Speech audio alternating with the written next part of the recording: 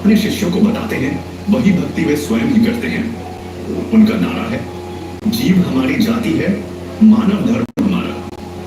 हिंदू मुस्लिम सिख ईसाई धर्म नहीं कोई न्यारा, जिससे पता चलता है कि उनकी दृष्टि में सभी धर्म व जाति के लोग एक हैं और वे भेदभाव को समाप्त कर सभी को एक कर रहे हैं।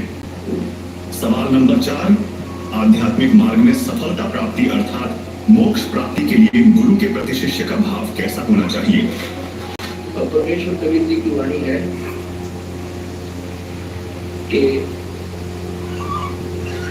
कहे कबीर सुनो मेरी साधो, ये शब्द गुरु चित चेला है।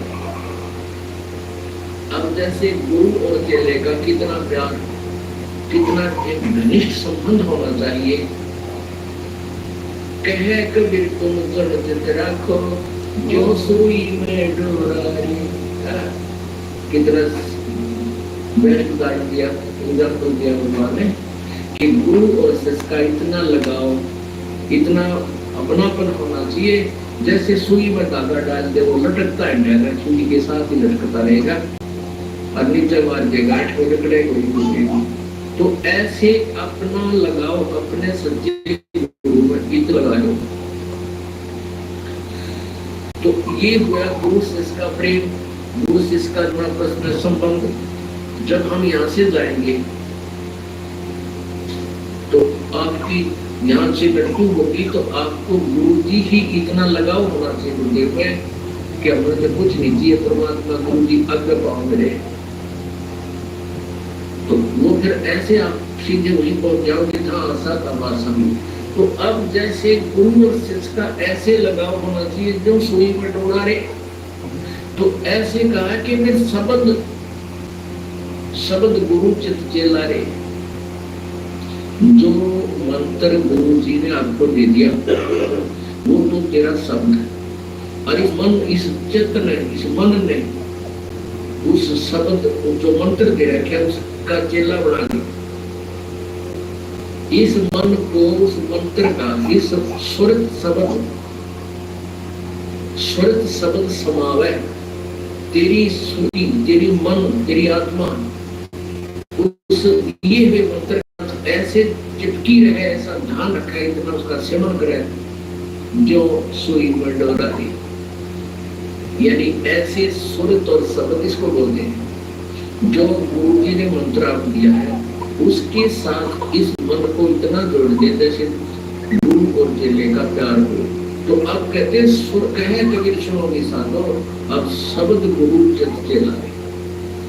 गुरु और शिष्य का जो लगाव ऐसा ही इस मन को मंत्र के साथ ऐसा लगाव लगा, यानी एक पल बीच में दूर न हो।